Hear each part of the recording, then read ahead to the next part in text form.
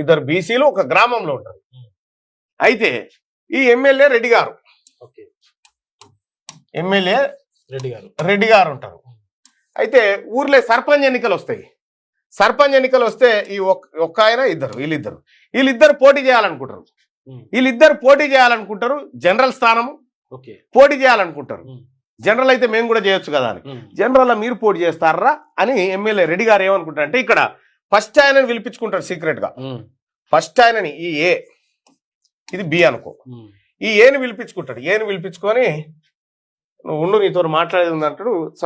Separate గా room లో పిలిపించుకొని పలానా ఊళ్ళే నిన్ను సర్పంచ్ చేద్దామని నాకు ఆలోచన ఉంది, నేను చేద్దామని నేను పుట్టుకున్న నోరు జారి బీతోటి అన్నా, అరే మా ఏని ఈసారి చేసుకుందామని అంటే అట్లెట్లా చేస్తావు నువ్వు వాడిని, మేము పిచ్చోళమా, వాడిని చేస్తే ఊరుకునేదే లేదు అని లేస్తున్నాడు అని నా మీద కోపానికి వచ్చిండని ఏకి చెప్పిండు. మళ్ళా బీఓడు కోపానికి వచ్చిండని ఏకి చెప్పిండు. యాక్చువల్గా ఇటు పోలే కలవాలే.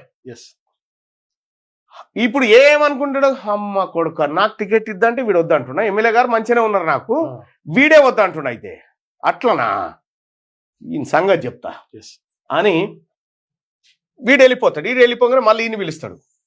ఈయన్ని పిలిచి అరే ఏంది రబ్బి నువ్వు సర్పంచ్ కావద్దారా, వాడు ఎందుకు ఇష్టపడతలేరా నిన్ను, ఏగాడు జర్రా ఇట్లా నీ పేరు ఇట్లా తీస్తేనే వాడు కసురుతా ఉన్నాడు, కసురుతుండ్రా వాడు నిన్ను చూడంగానే, నేను చేద్దామంటే సర్పంచ్ చేద్దామని నాకు ఉంటే వీడు ఒప్పుకుంటలేడని మళ్ళీ ఈయన చెప్పిండు. ఇంకా వీళ్ళిద్దరు పోతాన కచ్చీరు కాడ ఎంటర్ అవుతారు.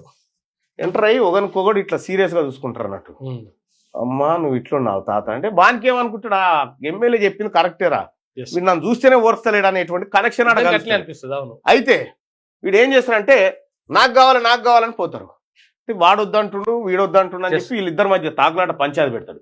ఇక వీడు ఇంట్లో కూడా పోయి ఏం చెప్తారంటే, ఇగో నాకు ఇవ్వకపోయినావు, వానికి మాత్రం ఇవ్వకు అని. ఇక్కడ మళ్ళా వీడిపోయిన తర్వాత నాకు రాకున్నా సరే ఏగానికి రావద్దు, అవసరమైతే మీది ఏది చుట్టాలు రెడ్డి గారి బిడ్డ ఉందిగా ఆమెను పెట్టరు, మాకే ఇబ్బంది లేదు, ఇష్టం రా, మరి మీరు గెలిపిస్తా అంటే పెడతా, మరి నేనేం చేస్తాను. అప్పుడు ఇక్కడ జనరల్ స్థానంలో ఇంకో రెడ్డి గారు సర్పంచ్గా పోటీ చేస్తే ఈ ఏబీసీలు ఈయనను బట్టి ఒకటే తిరుగుడు జిందాబాద్ అనుకుంటారు. ఇగో ఇట్లాంటి కుట్రలు ఉంటాయి అన్నట్టు.